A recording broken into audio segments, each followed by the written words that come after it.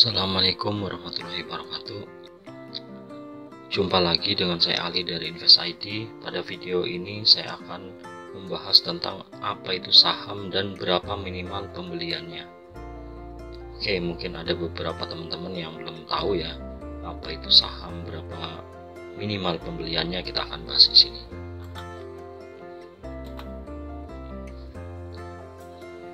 Nah, apa itu saham? Saham adalah surat berharga atau bukti ya kepemilikan kita pada suatu perusahaan. Jadi artinya dengan Anda memiliki satu saham, berarti Anda otomatis menjadi pemilik daripada perusahaan tersebut ya. Oke, apa aja sih keuntungan dalam saham ini? Yang pertama itu ada capital gain. Jadi keuntungan dari kenaikan harga. Pada saat Anda beli itu berapa, terus kemudian periode tertentu harga itu sudah bergerak naik. Nah, selisih daripada itu yang jadi keuntungan yang namanya capital gain ini. Terus yang kedua itu ada namanya dividen. Dividen itu pembagian keuntungan perusahaan yang dibagi kepada investornya ya pastinya. Itu ada yang setahun, ada yang 1 tahun 2 kali ya gitu. Maksud saya setahun sekali, ada yang 2 kali. Oke, sambil contoh seperti ini. Anda memiliki saham Garuda Indonesia. Nah, maka Anda sudah ikut menjadi bagian dari pemilik perusahaan tersebut.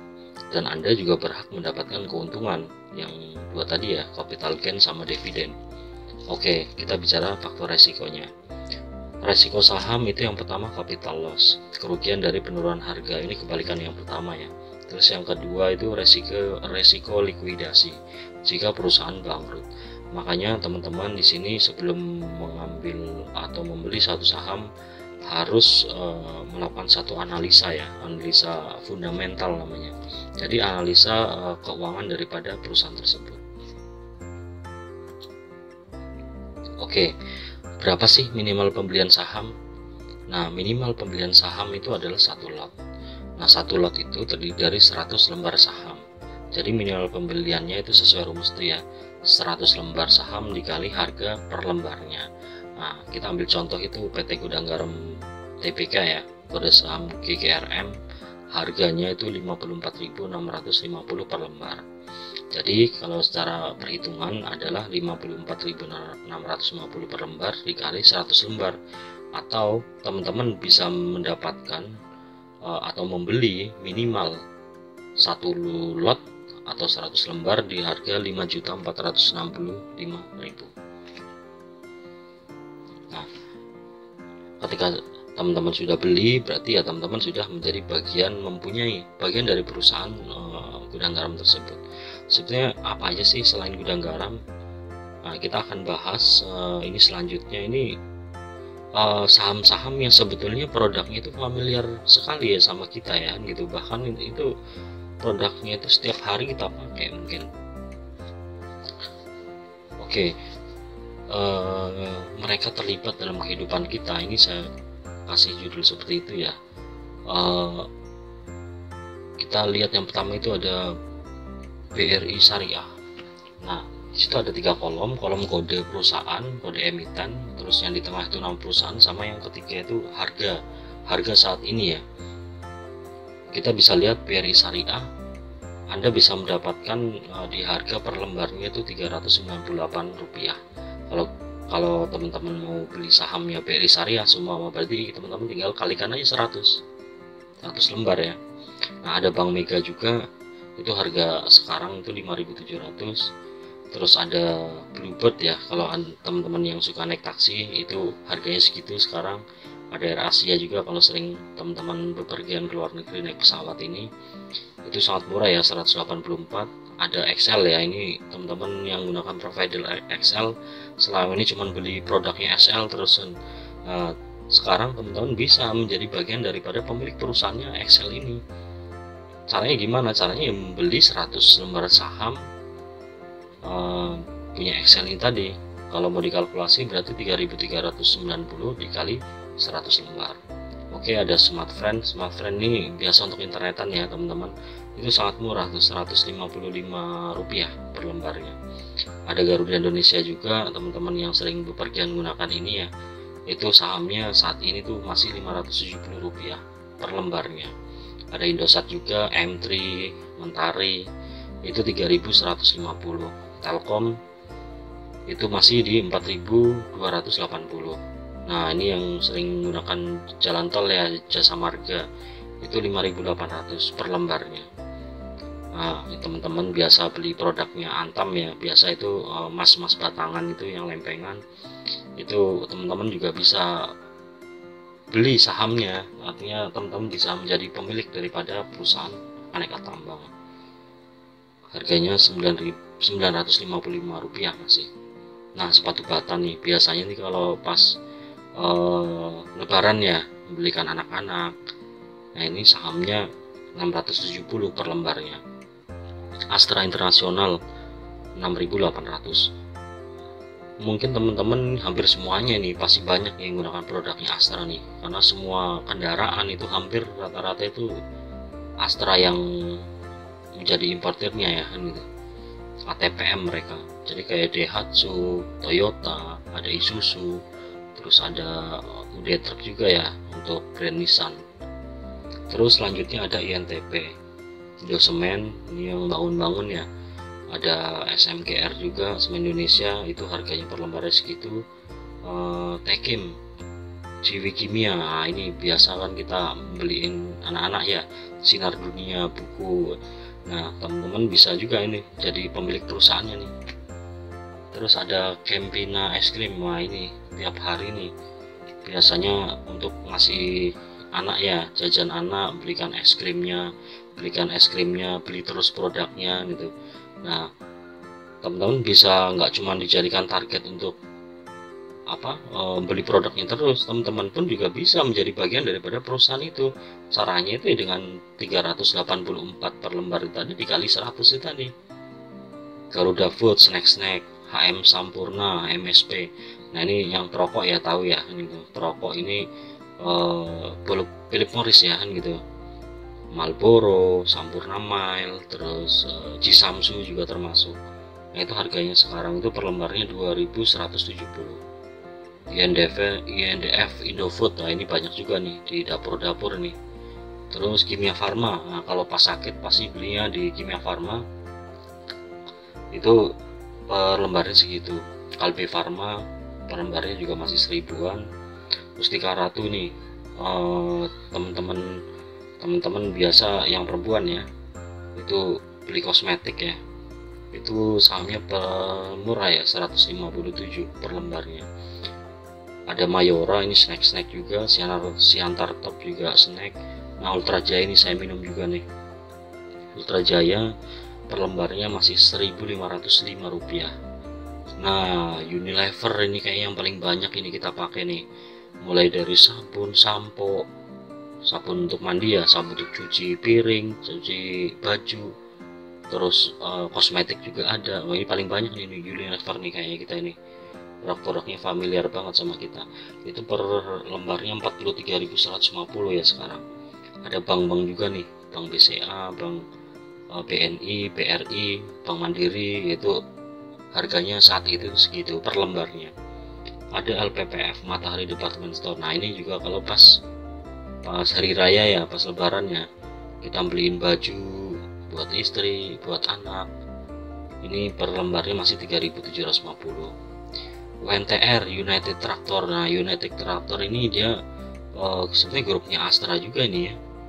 United Tractor, dia ini jual alat berat ya untuk brand Komatsu ya. Itu per lembarnya 21.200. Nah ibu-ibu nih yang suka nonton sinetron, selama ini selalu nonton sinetronnya, terus nih film MD Picture, selalu nonton sinetronnya MD Picture.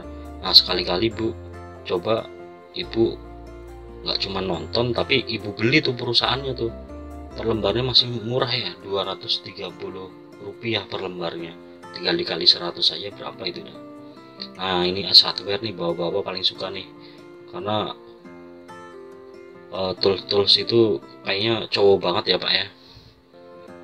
Harganya segitu. Ada ABA juga ya, sama dia Mahaka Media, ini punya Erick Thohir, Menteri BUMN kita sekarang ya. itu masih sangat murah ya, 153 per lembarnya.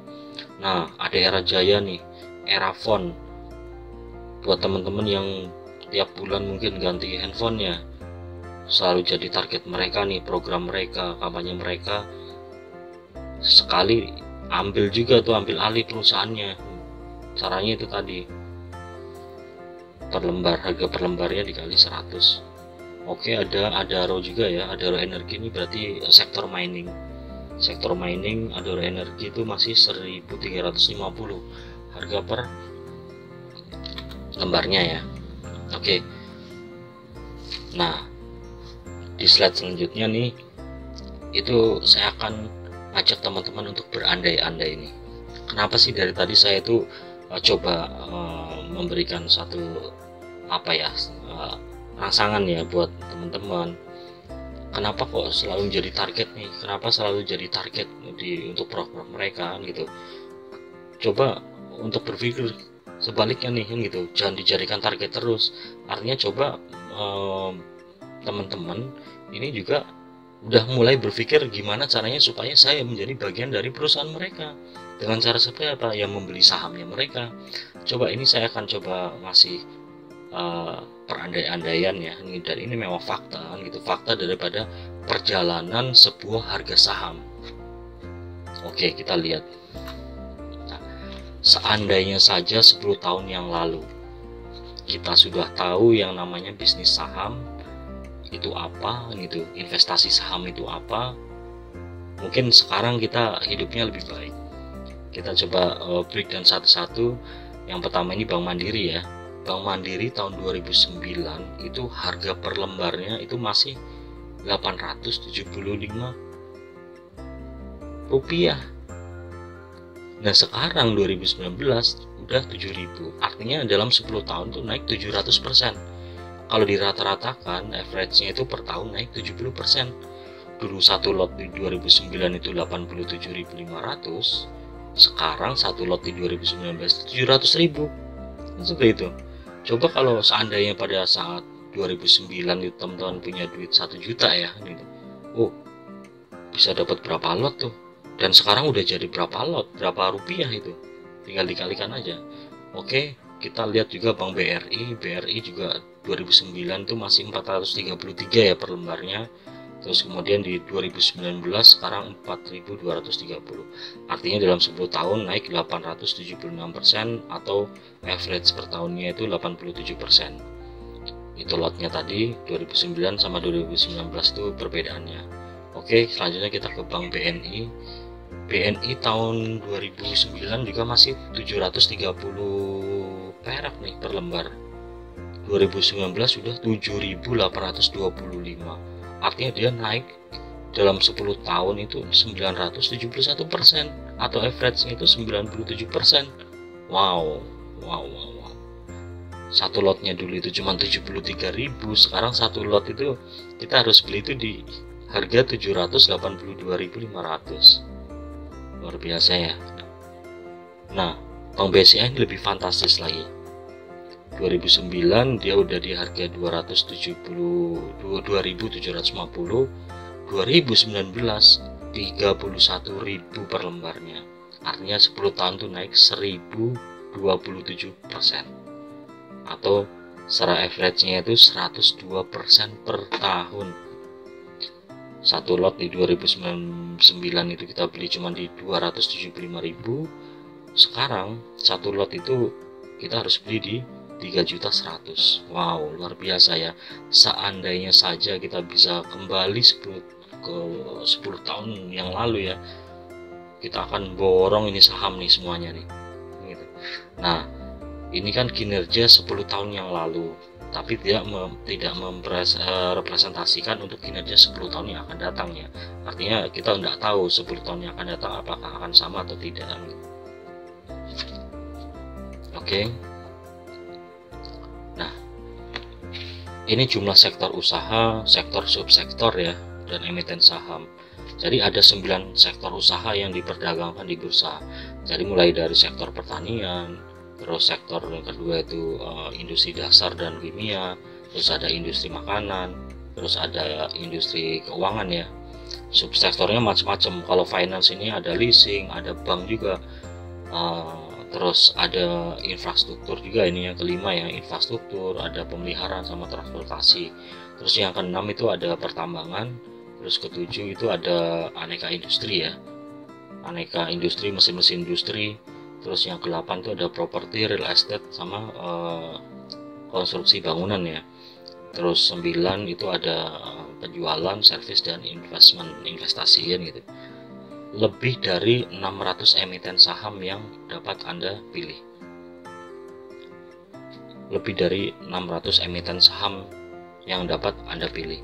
Tinggal Anda analisa saja apakah bagusnya di pertanian, atau bagus di keuangan, atau di consumer good gitu ya, atau mungkin saya di tambang nih gitu. Coba pelajarin satu persatu, ada 600 emiten yang bisa Anda itu beli ya gitu. Oke, kembali lagi ke ajakan saya, ayo mulai menjadi bagian dari pemilik perusahaannya. Jangan selama ini Anda dijadikan target aja, target dan seperti itu. Cobaan gitu, mulai Anda berpikir untuk coba memiliki ya kan gitu kan, biarpun itu masih sebagian persentasenya sebagian kecil, cuman setidaknya kita levelnya kan sudah menjadi pemilik perusahaan kan. Oke, mungkin video kali ini seperti itu aja yang saya bahas ya kan gitu. Di video selanjutnya mungkin kita akan lebih banyak membicarakan tentang dunia saham ya pastinya kan gitu. Dukung channel ini juga agar terus dapat berkembang ya dalam memberikan dan memberikan informasi yang bermanfaat. Oke, sementara cukup sekian. Assalamualaikum warahmatullahi wabarakatuh.